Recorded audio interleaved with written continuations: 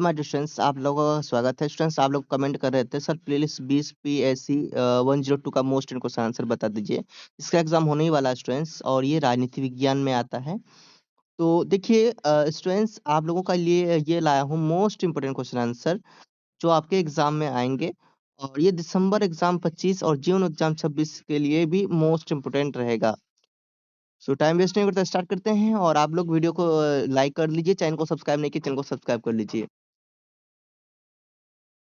और आप लोग वीडियो कहाँ से देख रहे हैं ये भी बताइएगा, कौन सा सिटीज देख रहे हैं, ताकि पता चले कि मेरा वीडियो कहाँ तक पहुँच गया। तो टाइम वेस्ट नहीं करते, स्टार्ट करते हैं। पहला क्वेश्चन आपके सामने है स्टूडेंट्स, भारत के संविधान की प्रस्तावना के महत्व की चर्चा कीजिए। देखिए स्टूडेंट्स, आप लोग एयरपोर्ट का या फिर ब्लूटूथ का यूज कीजिएगा, ध्यान से सुनिएगा, आपको समझ में आएगा, क्योंकि इजी लैंग्वेज में यहाँ पे लिखा गया है। और टाइम नहीं रहने की वजह से मैं आपको अच्छे से और भी अच्छे से होता है ना कि अपने तरफ से एक्सप्लेन कराना, वो नहीं करा पा रहा हूँ। सो आप लोग ध्यान समझेंगे तो आपको समझ में आराम से आ जाएगा। और लास्ट में आपको ये पीडीएफ टेलीग्राम से डाउनलोड कर लेना है।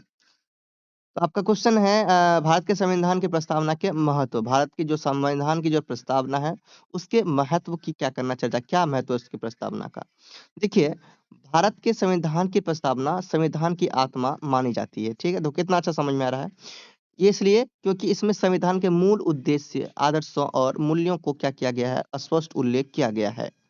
प्रस्तावना यह बताती है कि भारत एक संप्रभु, समाजवादी, पंथनिरपेक्ष और लोकतांत्रिक गणराज्य है। आप लोग बुक देखे होंगे और बुक के जो लास्ट में देखे होंगे कि भैया ऐसे प्रस्तावना लिखा होता है, या फिर कभी-कभी किसी-किसी के शुरू में भी लिखे होते हैं प्रस्तावना। तो पेज के शुरू, बुक के शुरू में ही लिखे होते हैं, पहला पेज, दूसरा पेज में इस तरह से लिखे रहते हैं। तो आप लोग देखे होंगे भारत का प्रस्तावना, ये भारत के संविधान की प्रस्तावना लिखा रहता है। तो जिसमें से ये समाजवादी, पंथनिरपेक्ष और ये लोकतांत्रिक गणराज्य ये सब लिखा रहता है उसमें। एंड इसके माध्यम से यह स्पष्ट होता है कि भारत में सत्ता का वास्तविक स्रोत जनता है ना। तो इससे क्या पता चलता है कि भारत में जो सत्ता का वास्तविक स्रोत कौन है, वो जनता है, क्योंकि जनता ही तो सत्ता को बनाते हैं।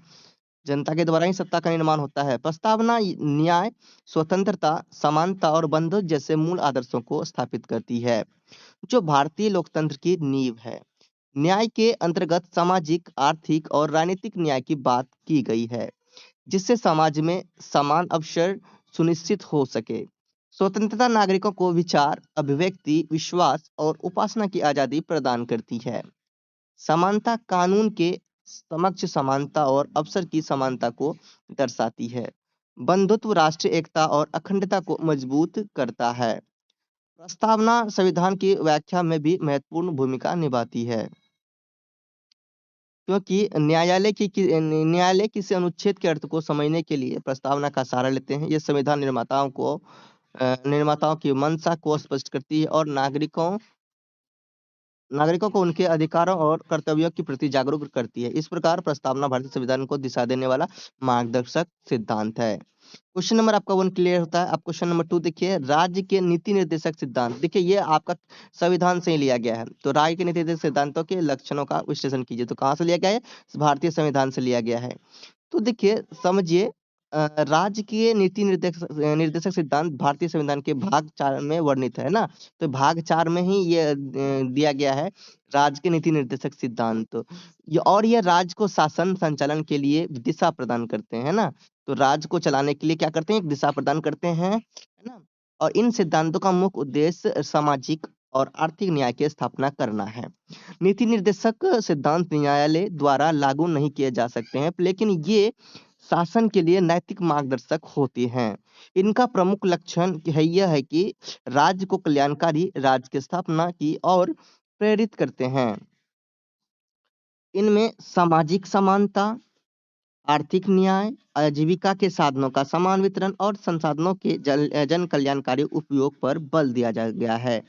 नीति निर्देशक सिद्धांत समाज के कमजोर वर्ग जैसे महिलाओं, बच्चों, अनुसूचित जातियों और जनजातियों के संरक्षण की बात करते हैं।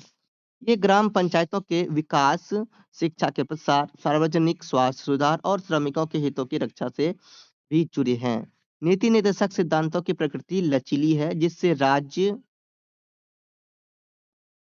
समय और परिस्थितियों के अनुसार नीतियां बना सकता है। यद्यपि ये कानूनी रूप से बाध्यकारी नहीं है, फिर भी लोकतांत्रिक शासन में इनका राजनीतिक और नैतिक महत्व अत्यधिक है क्योंकि ये इन्हीं के आधार पर नीतियाँ और कानून बनाए जाते हैं।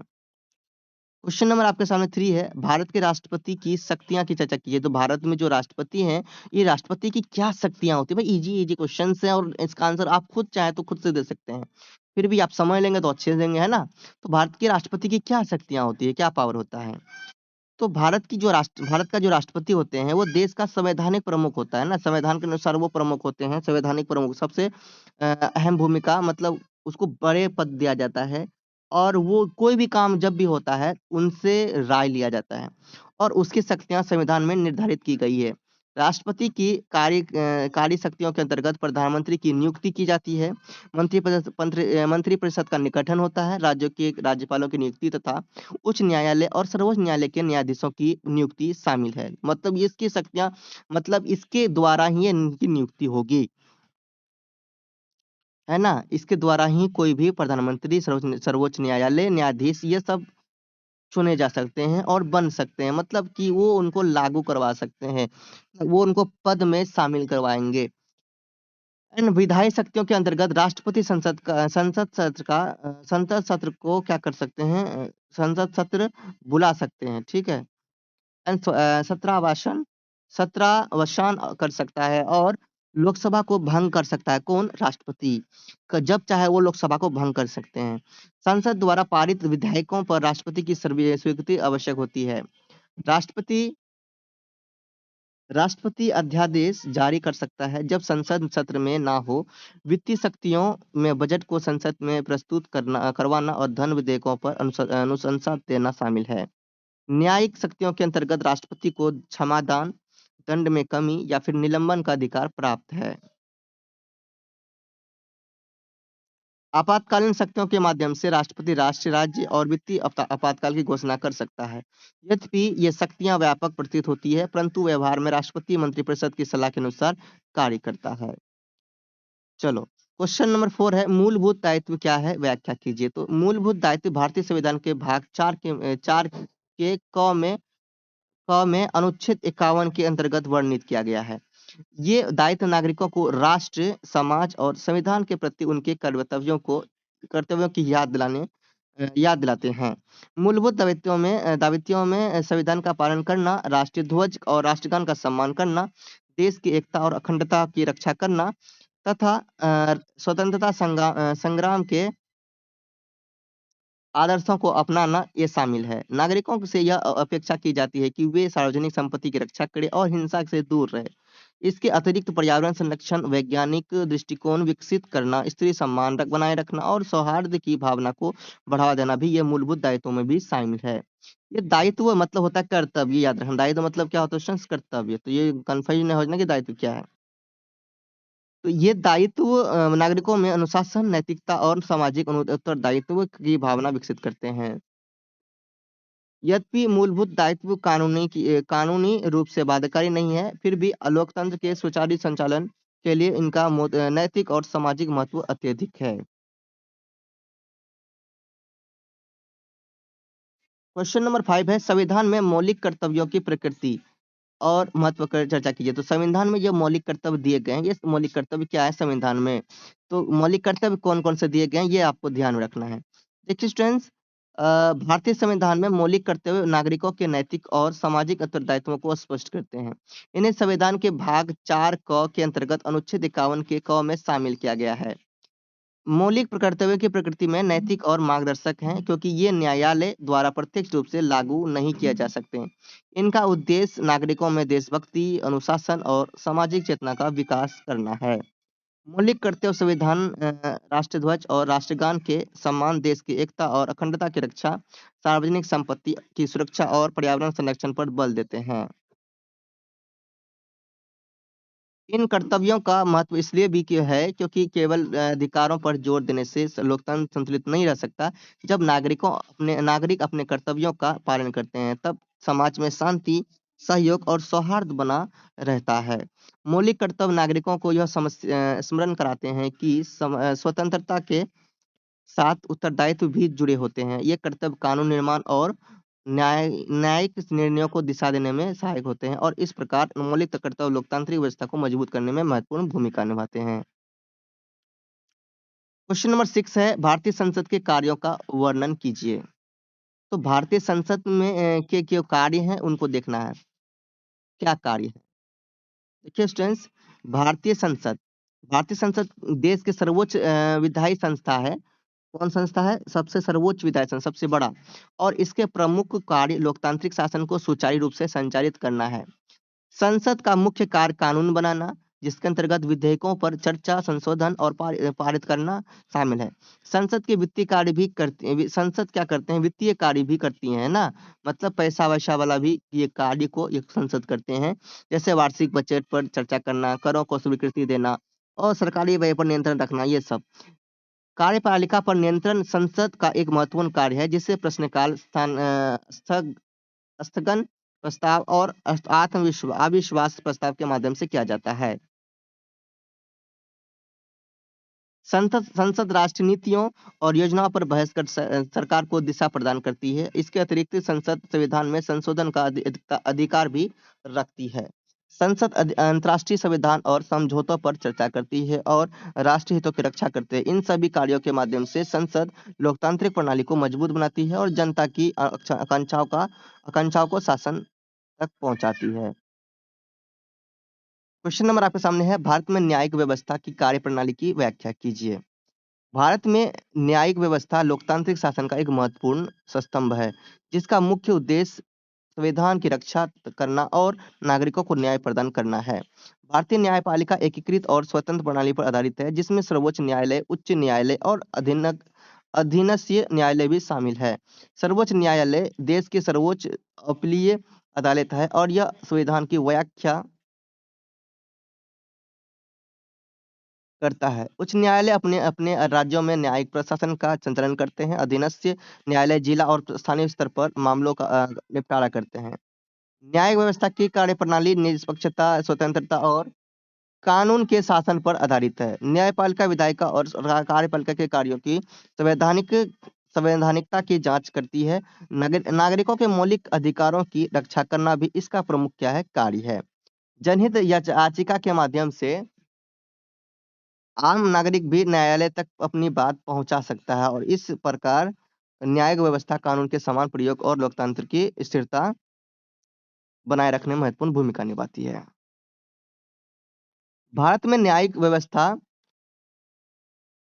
की कार्यप्रणाली की व्याख्या कीजिए। तो देखिए समझिए, भारत न्यायिक व्यवस्था संविधान द्वारा स्थापित एक स्वतंत्र और निष्पक्ष प्रणाली है, जो न्याय प्रदान करने और कानून के शासन को बनाए रखने का क्या करती है? कार्य करती है।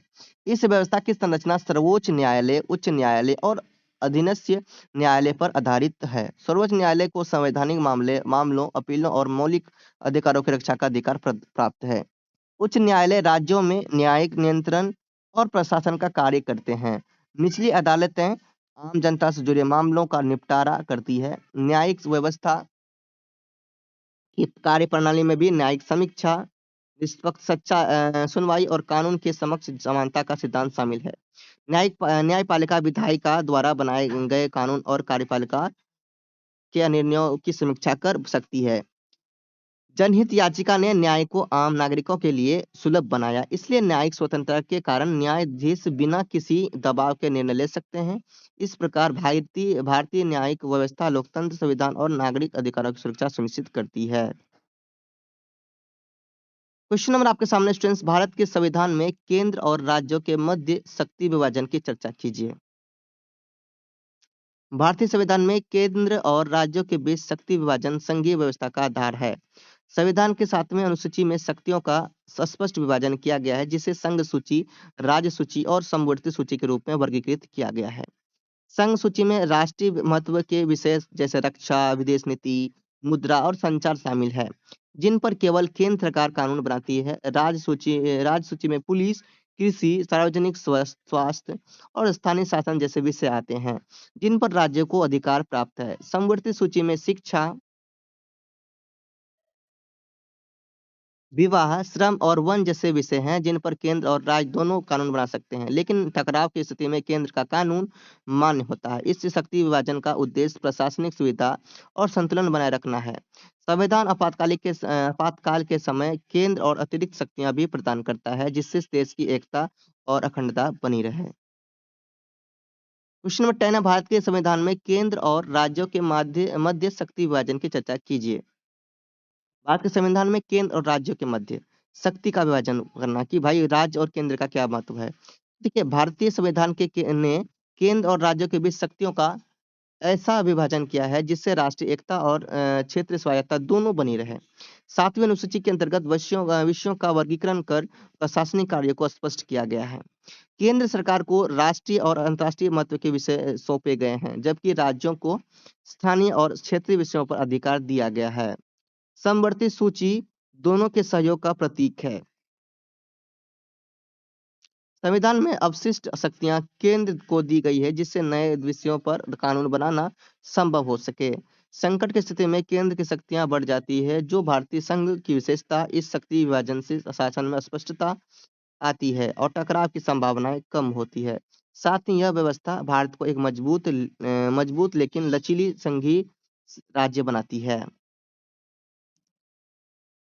क्वेश्चन नंबर 11 है, भारतीय राजनीतिक व्यवस्था में राष्ट्रपति और प्रधानमंत्री की स्थिति का परीक्षण कीजिए। मतलब राष्ट्रपति और प्रधानमंत्री के बारे में इसमें जिक्र करना है भारतीय राजनीति में। देखिए, भारतीय राजनीति व्यवस्था में राष्ट्रपति और प्रधानमंत्री दोनों के पद बहुत ही महत्वपूर्ण होते हैं, लेकिन उनकी जो भूमिकाएं होती है वो भिन्न होती है। राष्ट्रपति भारत के संवैधानिक प्रमुख होते हैं और देश के प्रथम नागरिक माने जाते हैं। वे राष्ट्र की एकता, अखंडता और संविधान की गरिमा की का क्या होते हैं? प्रतीक होते हैं। कौन? राष्ट्रपति।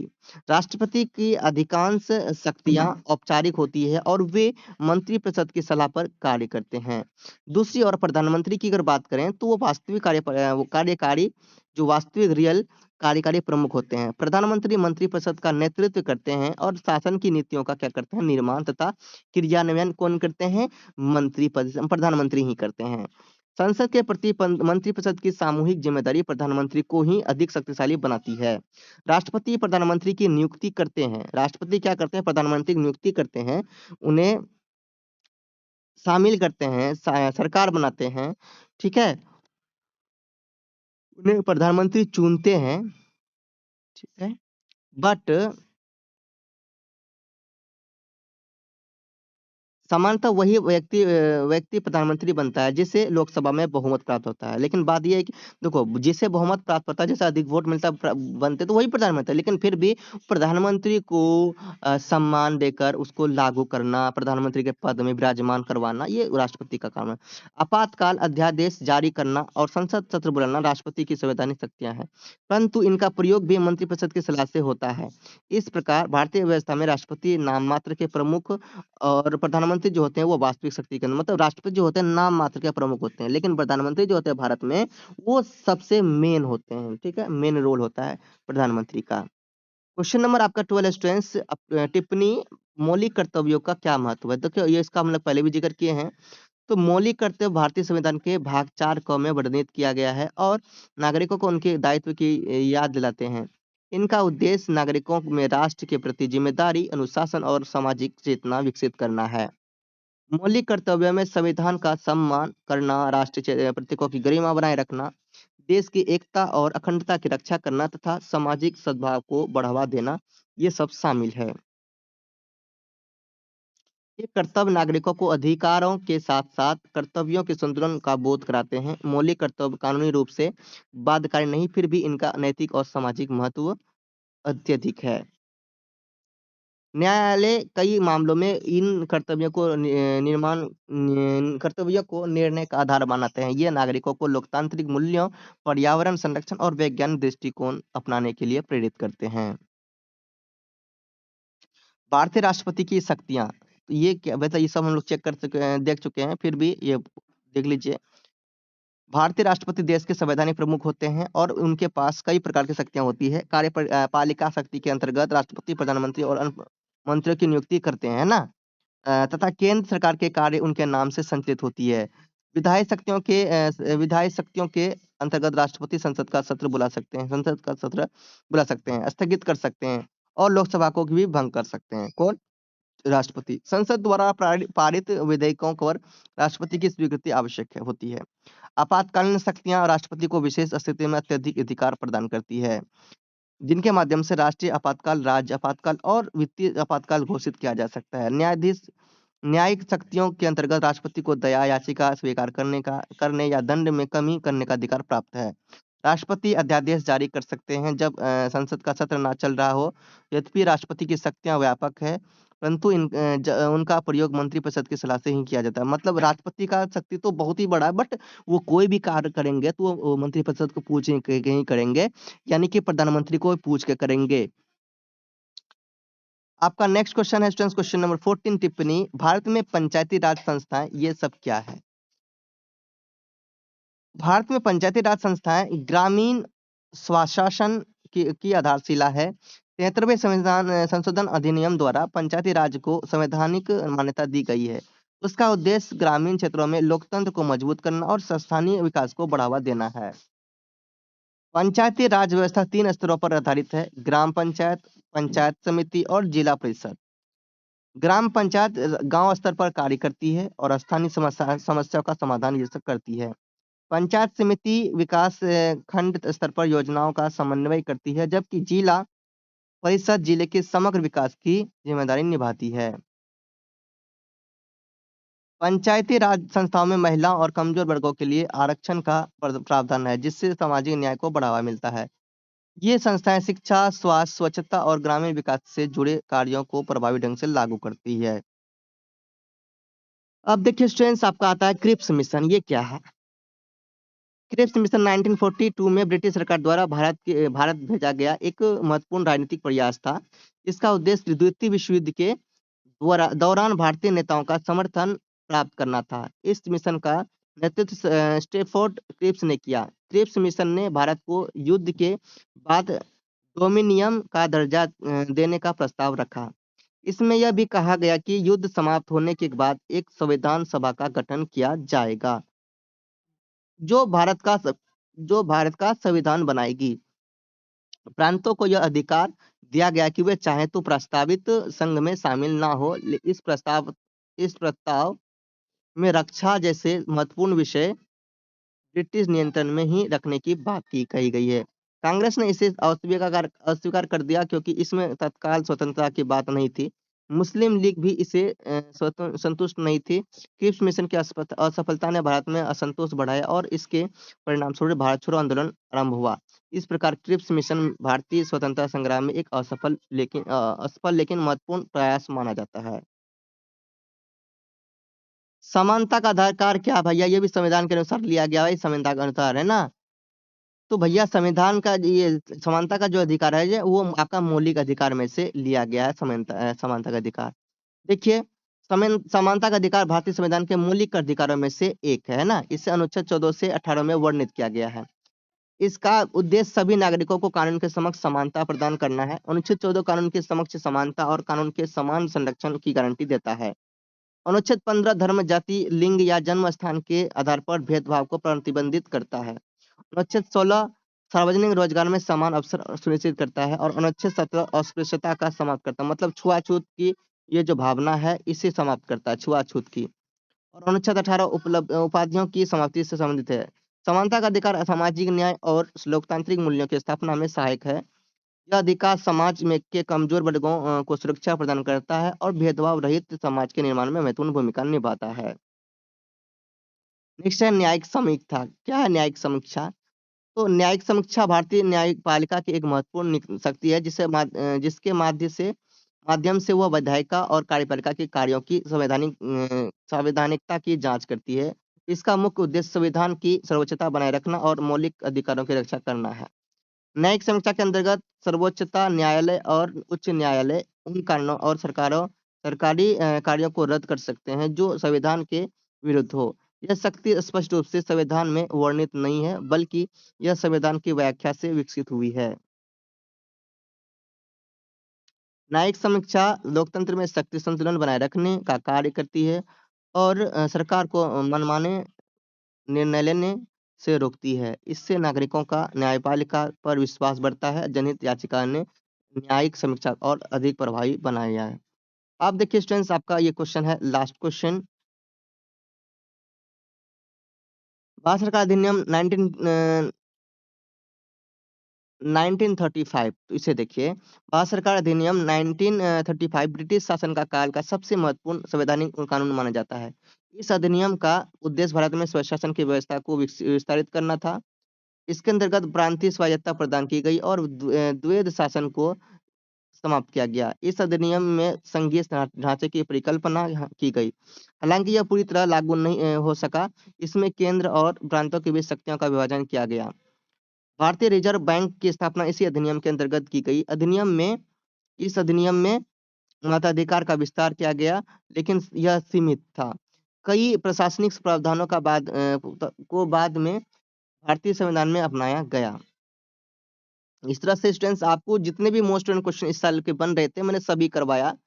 और आपका देखिए स्टूडेंट्स, फर्ज बनता है वीडियो को लाइक करने का, चैनल को सब्सक्राइब करने का, अगर नहीं किए हैं तो। और फ्री पीडीएफ आपको देखिए टेलीग्राम में दे रहा हूँ भैया, आप लोगों का फर्ज बनता है करने के लिए, सब्सक्राइब कर लीजिए। और देखिए, आपको पीडीएफ टेलीग्राम में मिलेगा। अगर इसमें पासवर्ड लगा हो तो पासवर्ड के लिए आपको इस ना इंस्टा आईडी में आना, मतलब इंस्टा में मैसेज करना, पासवर्ड प्रेम से मांगना है। अगर पासवर्ड लगा हो तो, ना लगा हो तो भैया कोई बात नहीं, अगर लगा हो तो पासवर्ड केवल इंस्टा में ही मिलेगा। टेलीग्राम में आप लोग मैसेज नहीं करेंगे पासवर्ड के लिए, ध्यान रखना। चलो स्टूडेंट्स, मिलते हैं नेक्स्ट वीडियो में, तक के लिए बाय। जेंट्स प्ले वीडियो प्रेम से रहो, प्रेम से पढ़ो, प्रेम से बोलो।